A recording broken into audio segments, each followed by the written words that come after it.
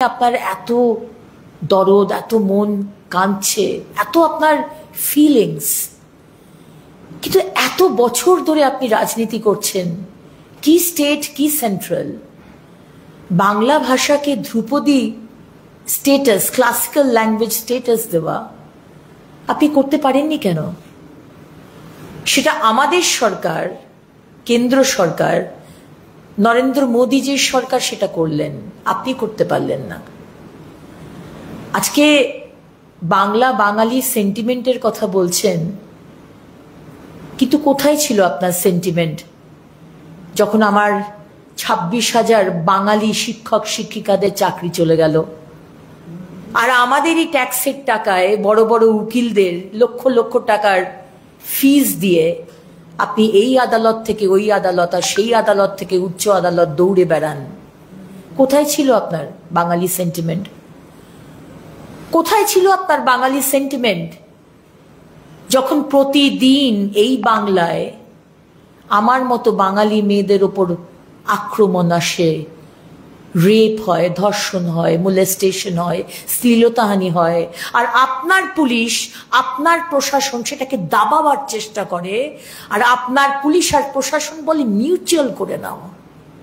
কোথায় ছিল আপনার বাংলার সেন্টিমেন্ট যখন আপনি ধর্ষণের রেট বেঁধে দেন? আপনি বলেন কাশি জ্বর জ্বালার মতো ধর্ষণ হবে, ছোট্ট ঘটনা।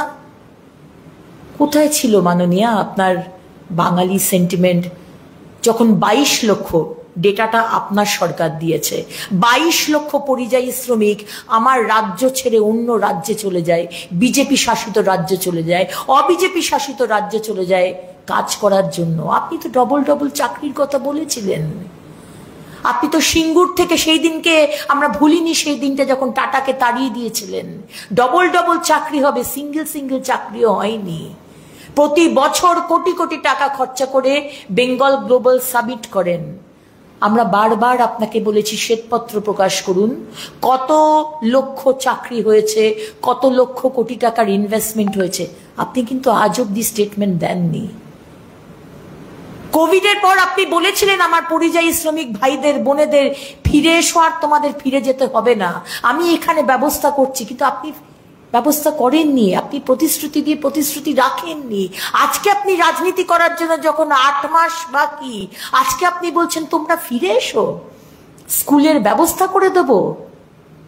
জায়গায় জায়গায় সংবাদ মাধ্যমের বন্ধুদের মাধ্যমে আমরা দেখতে পাচ্ছি সেই পরিযায়ী শ্রমিকরা বলছেন না মাননীয়া, আমরা পশ্চিমবঙ্গে ফিরে যেতে চাই না, কারণ আপনার রাজ্যে 15,000 টাকার একটা চাকরি পাওয়াটা অনেক ডিফিকাল্ট, আর এখানে একটা সামান্য চাকরি করলে আমরা 30,000 টাকা মাইনে পাই, একটা ভালো পজিশনে কাজ করলে 50-60 হাজার টাকার মাইনে পাই। আমরা পশ্চিমবঙ্গ ফিরে যাব না, আমরা খুব ভালো আছি। তাই মুখ্যমন্ত্রী, আপনি বাংলা বাঙালি বাংলা ভাষা নিয়ে যে রাজনীতি করতে নেমেছেন, করে লাভ হবে না। কারণ কাঁচের গ্লাসে না যখন ক্র্যাক পড়ে যায় না, সেটা যতই আপনি আঠা দিয়ে, অনেক কিছু আজকাল নতুন বাজারে এসেছে, ওটা দিয়ে যদি আটকান না, ক্র্যাকটা দেখাই যায়। 2011 সালে আপনি বাংলার মানুষকে যে প্রতিশ্রুতি, যে ভরসা, যে বিশ্বাস নিয়ে এসেছিলেন, সেই বিশ্বাসের জায়গায় না পুরো ক্র্যাক পড়ে গেছে। আপনি যতই এখন SIR বলুন, যতই এখন বলুন তোমরা ফিরে এসো, চাকরি দেব, বাচ্চাদের স্কুলে ভর্তি করে দেব, কিছু লাভ হবে না। কারণ বাংলার মানুষের না ডিসিশন নিতে দেরি হয়, কিন্তু একবার যখন ডিসিশনটা নিয়ে নেয় না, তখন আর ডিসিশনটা চেঞ্জ হয় না। আর এবারে বাংলার মানুষ ডিসিশন নিয়ে নিয়েছে, আমাদের সুশাসনের সরকার চাই, মাথা উঁচু করে বাঁচতে চাই। আমরা নেতাজির সন্তান, আমরা বাঙালি, আমরা মাথা উঁচু করে বাঁচবো। আমাদের ভাতার দরকার নেই, ভাতা দিলেও চাকরি দিতে হবে।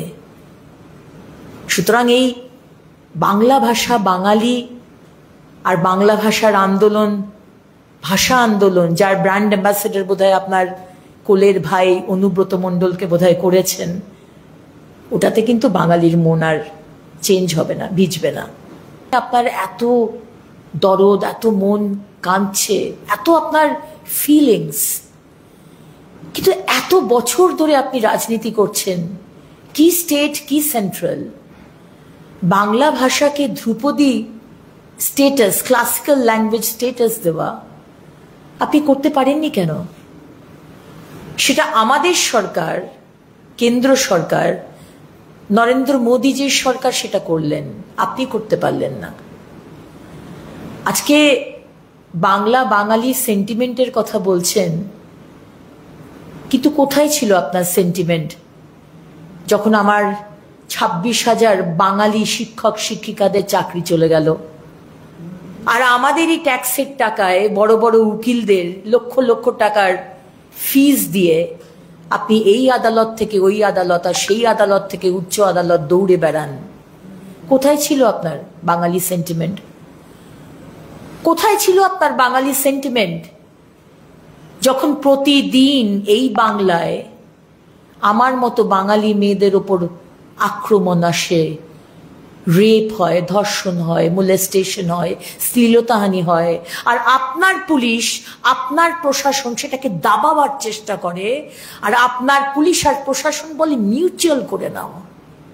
কোথায় ছিল আপনার বাংলার সেন্টিমেন্ট যখন আপনি ধর্ষণের রেট বেঁধে দেন? আপনি বলেন কাশি জ্বর জ্বালার মতো ধর্ষণ হবে, ছোট্ট ঘটনা। কোথায় ছিল মাননীয়া আপনার বাঙালি সেন্টিমেন্ট যখন 22 লক্ষ, ডেটাটা আপনার সরকার দিয়েছে, 22 লক্ষ পরিযায়ী শ্রমিক আমার রাজ্য ছেড়ে অন্য রাজ্যে চলে যায়, বিজেপি শাসিত রাজ্য চলে যায়, অবিজেপি শাসিত রাজ্যে চলে যায় কাজ করার জন্য? আপনি তো ডবল ডবল চাকরির কথা বলেছিলেন। আপনি তো সিঙ্গুর থেকে সেই দিনকে আমরা ভুলিনি, সেই দিনটা যখন টাটাকে তাড়িয়ে দিয়েছিলেন। ডবল ডবল চাকরি হবে, সিঙ্গেল সিঙ্গেল চাকরিও হয়নি। প্রতি বছর কোটি কোটি টাকা খরচা করে বেঙ্গল গ্লোবাল সামিট করেন। আমরা বারবার আপনাকে বলেছি শ্বেতপত্র প্রকাশ করুন, কত লক্ষ চাকরি হয়েছে, কত লক্ষ কোটি টাকার ইনভেস্টমেন্ট হয়েছে। আপনি কিন্তু আজ অব্দি স্টেটমেন্ট দেননি। কোভিডের পর আপনি বলেছিলেন আমার পরিযায়ী শ্রমিক ভাইদের বোনেদের ফিরে এসো, আর তোমাদের ফিরে যেতে হবে না, আমি এখানে ব্যবস্থা করছি, কিন্তু আপনি ব্যবস্থা করেননি। আপনি প্রতিশ্রুতি দিয়ে প্রতিশ্রুতি রাখেননি। আজকে আপনি রাজনীতি করার জন্য যখন 8 মাস বাকি, আজকে আপনি বলছেন তোমরা ফিরে এসো, স্কুলের ব্যবস্থা করে দেব।